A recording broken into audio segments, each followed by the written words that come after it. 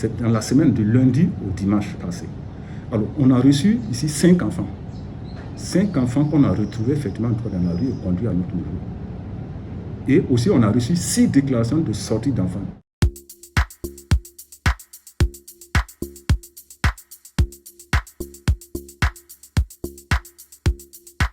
Le Burkina Faso est réparti en 13 régions. Ça veut dire, à l'instant T, dans les 13 régions, il y a ce service qu'on appelle Brigade régionale de la protection de l'enfant du centre.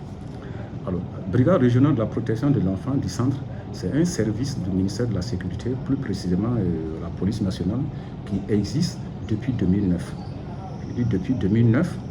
Alors, mais aujourd'hui, ces services sont régis par l'arrêté 2018-047, ministère de la Sécurité, cabinet du 27 janvier 2018. Alors, convenez avec moi, si je dis 2009 et 2018, c'est pour dire l'existence même des BRP, c'est depuis 2009, où on avait créé, deux BRPE, à savoir la BRPE, des Brigades régionales de la protection de l'enfant du centre de Ouagadougou, du centre, et celle de Bobo. C'est après, en 2018, avec l'évolution, effectivement, de la situation, on a trouvé la nécessité de créer ces BRPE dans toutes les 13 régions. Donc aujourd'hui, toutes les 13 régions, les BRPE sont opérationnels dans toutes les 13 régions. Alors c'est ce service de la police, effectivement, qui est spécialisé dans la protection des personnes vulnérables. Qui dit protection des personnes vulnérables dit les enfants et les femmes. Quelqu'un disait même qu'on devait dire protection, la Brigade régionale de la protection de l'enfant et des femmes. Mais ça résume en tout. Alors, nous sommes habilités à ceci. D'abord, nos domaines de compétences, c'est pour dire, en tout cas, nous avons des attributions en matière judiciaire et nous avons des attributions en matière administrative. Alors, en matière judiciaire, notre compétence se résume dans les limites des tribunaux de grande naissance. Ouagadougou a 2 tribunaux de grande instance, le TGI 1 et le TGI 2, dont nos compétences en matière pénale judiciaire, effectivement, ça va sur l'ensemble de tous ces 2 tribunaux. Nous avons des compétences en matière administrative, c'est pour dire dans la circonscription administrative qui est la région du centre. Donc, nos actions s'étendent effectivement sur l'ensemble du territoire de la région du centre. Alors, nos missions, c'est la protection des personnes vulnérables, comme je l'ai dit. C'est pour dire qu'il s'agit de lutter contre toutes les violences, les atteintes faites à ces personnes vulnérables, les enfants et les femmes. Nous constatons effectivement entre les infractions dans lesquelles effectivement impliquant ces enfants et ces femmes.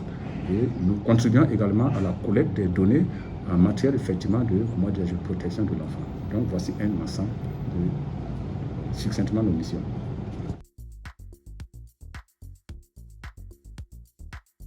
Alors nous résumons cela au comportement des parents vis-à-vis des enfants. Alors, et ce que nous qualifions de maltraitance.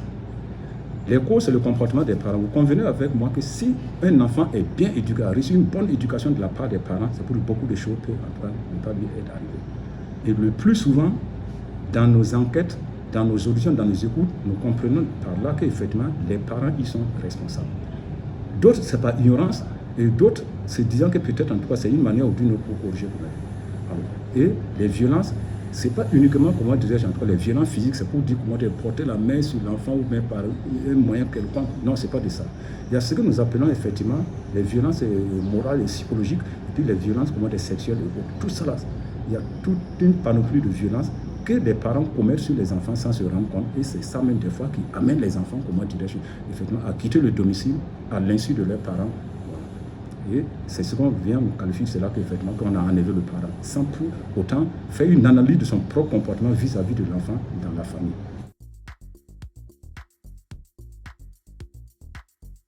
Alors, la procédure à suivre en matière, lorsqu'un enfant, déclaré sorti ou bien disparu, comme vraiment les gens l'appellent, mais la première des choses, c'est de faire une déclaration. On n'a même pas besoin d'entendre. La déclaration à l'autorité et au niveau du voisinage, il faut déclarer cela, informer les voisins effectivement de la situation de l'enfant. C'est pour dire, vous avez constaté à un certain moment donné que l'enfant n'y est pas à domicile, vous informez les parents, et immédiatement vous rendez devant l'autorité pour faire la déclaration. Si on dit autorité, c'est pour dire, bon, vous le comprenez, la police, la gendarmerie, il y a les différents commissariats qui sont là, les différentes brigades de gendarmerie, et il y a les brigades régionales de protection de l'enfance aussi. Donc la première des choses, le premier réflexe, c'est d'aller déclarer cela. Il n'y a pas de lieu en tant que tel. Dès lors que vous constatez, c'est pour dire le premier réflexe, en tout cas, voir au niveau du voisinage. Et de deux, se rendre directement comment de faire la déclaration pour comment étaler le champ de recherche, quoi, le champ de recherche.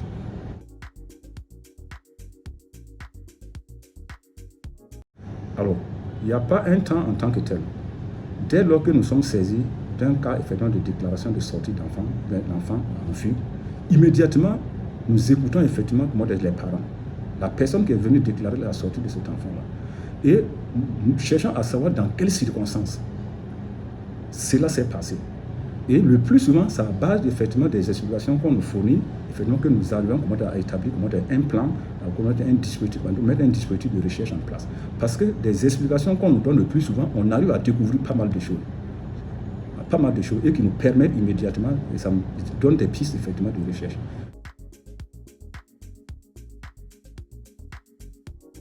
Le tout part en tout cas des circonstances dans lesquelles l'enfant est sorti de la maison. Et fourni par effectivement les parents qui sont venus déclarer. Donc, dès lors, effectivement, ça nous éclaire, soit il faut essayer d'approcher les fréquentations. Le plus souvent, on dit, bon, l'enfant, aujourd'hui, le matin, on l'a vu, telle personne était venue lui rendre visite, ils étaient assis ensemble, après, on ne les a plus vus. Donc, d'office, c'est identifier effectivement la personne et l'autre enfant qui était, son compagnon qui était avec lui, se rendre à son domicile, prendre le maximum d'informations avec lui, ses parents. Si cet enfant est là et que c'est votre enfant qui n'est pas là, c'est autre chose. Et si cet enfant aussi n'est pas là, vous voyez comment ça se passe. Et maintenant, essayez de voir s'il y a des contacts téléphoniques, essayez de les exploiter. Et donc, c'est un ensemble de choses comme ça.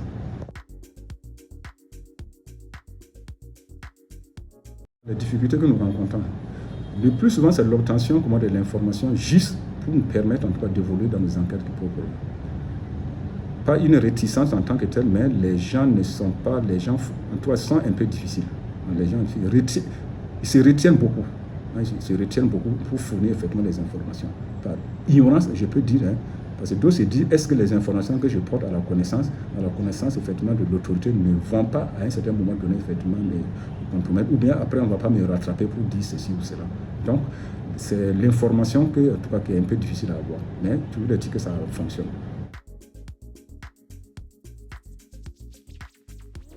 Alors, des statistiques, si vous me permettez. Alors, nous, au niveau de la brigade régionale de la protection de l'enfance, ce que nous recevons le plus souvent, communément appelé déclaration de sortie. Parce que dès lors que le parent a constaté qu'effectivement son enfant n'est pas à domicile et que l'enfant, en sortant, n'a pas donné sa position, d'office, on se dit qu'effectivement l'enfant a disparu, l'enfant est sorti sans donner sa position. Donc qu'est-ce qu'il faut faire? Il y a des interrogations. Qu'est-ce qui s'est passé? Et immédiatement, c'est comme je le disais, il faut venir auprès de l'autorité faire la déclaration.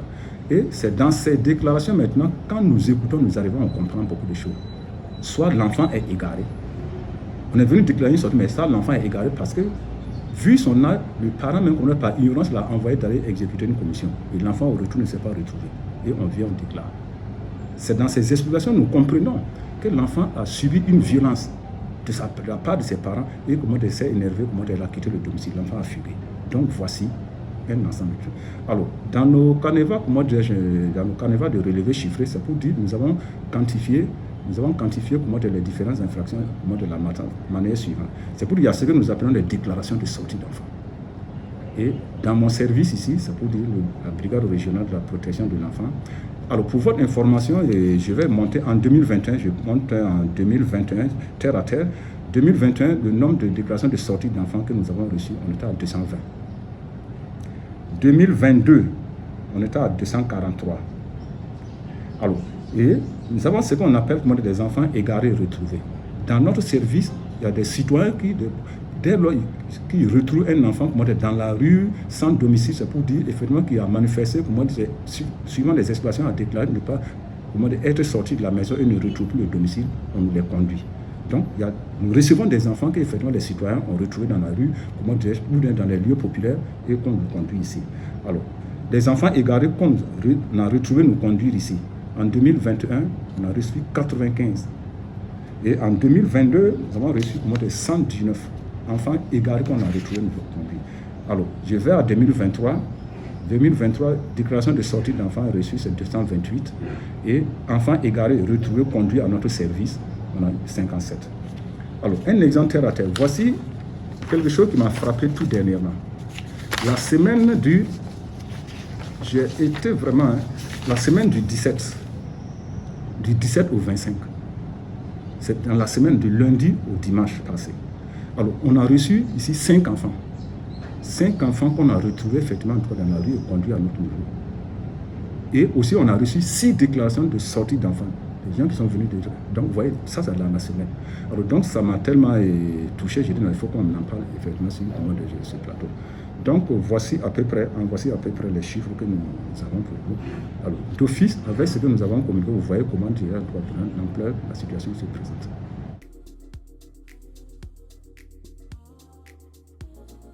Je dirais ici les vacances, la période des vacances. La période des vacances. Et c'est une période où on se dit, c'est comme nous le comprenons tous, c'est pour dire les enfants, effectivement, ne vont plus à l'école. Et les enfants la plupart des enfants sont laissés à eux-mêmes. Beaucoup sont ces parents qui n'ont pas élaboré un programme d'occupation comment dire de l'enfant pendant ces vacances. Donc l'enfant a laissé à eux-mêmes. Et beaucoup même sont ceux-là qui effectivement se disent, en tout cas, il faut utiliser les enfants comment dire, à autre chose. À autre chose pour comment dire, les permettre de devenir des hommes de demain. Et c'est ainsi que d'autres, qu'est-ce qu'ils vont se faire? Ils vont envoyer les enfants, comment dire, en tout cas, pour poser, comment dire, effectuer certaines activités. Et je prends un exemple terre à terre. La semaine passée, un enfant de 8 ans qui a été retrouvé dans la rue en train de vendre des serviettes. Et l'enfant était égaré, qu'on l'a conduit ici. L'enfant ne pouvait pas donner le nom comment dire, de ses parents. Aucun contact. Donc voici une situation qui a marqué tout le monde. Un enfant de 8 ans qui tenait même les serviettes qu'on l'a donné, que les parents l'ont donné d'aller errer dans la ville, dans la rue, comment dire, pour vendre. Donc vous voyez à peu près. Donc le plus souvent c'est pendant comment dire, les périodes de vacances où en tout cas, le nombre en tout cas, de déplacements de sortie et autres s'accroît.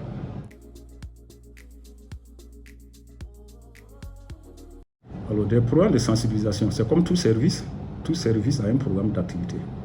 Alors, brigade régionale de la protection de l'enfant, c'est pour dire notre mission principale sur la protection de l'enfant.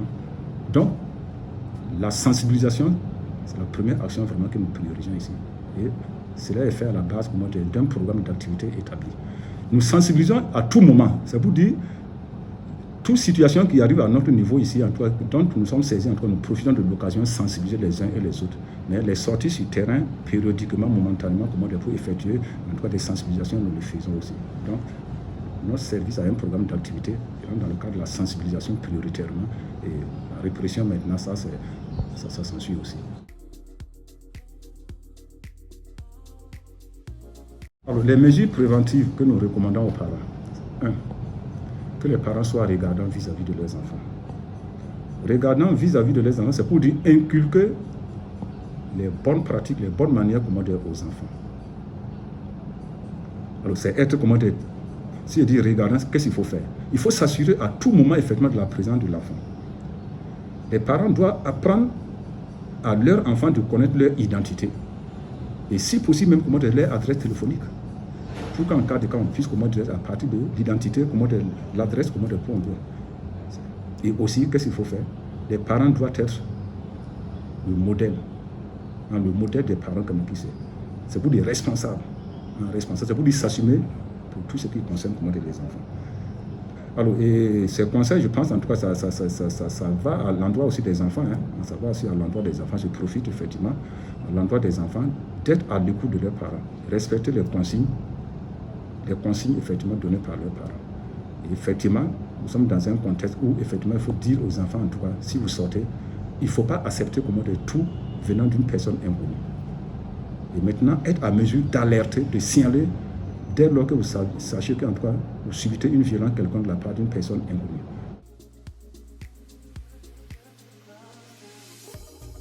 L'enfant appartient à la société. Son éducation ne relève pas que des parents.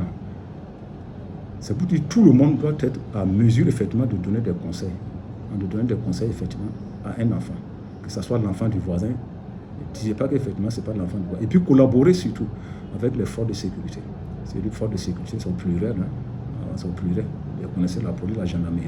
Et même si aussi, comment dire, autre force FDS, c'est pour dire chacun comment dire, à son propre comment dire, service en tout cas et inculquer un peu comment dire, sa connaissance un peu comment dire, la question effectivement de protection de l'enfant. Donc je pense à ce conseil que nous pouvons donner et dénoncer, avoir le courage effectivement de dénoncer. Surtout aujourd'hui, l'existence des numéros verts, comment dire, fait que, en tout cas, c'est facile. C'est facile, le premier réflexe, puis on n'a pas besoin d'unité même pour apporter, donner un coup de fil à un numéro vert. Et les numéros verts, c'est l'occasion pour nous de vous les citer. Il y a le 116, il y a le numéro 16, il y a le 17, il y a le 110 et il y a le 80 00 12 87. Voici un ensemble de numéros que le citoyen peut à tout moment composer pour déclarer une situation portant une violence faite à un enfant.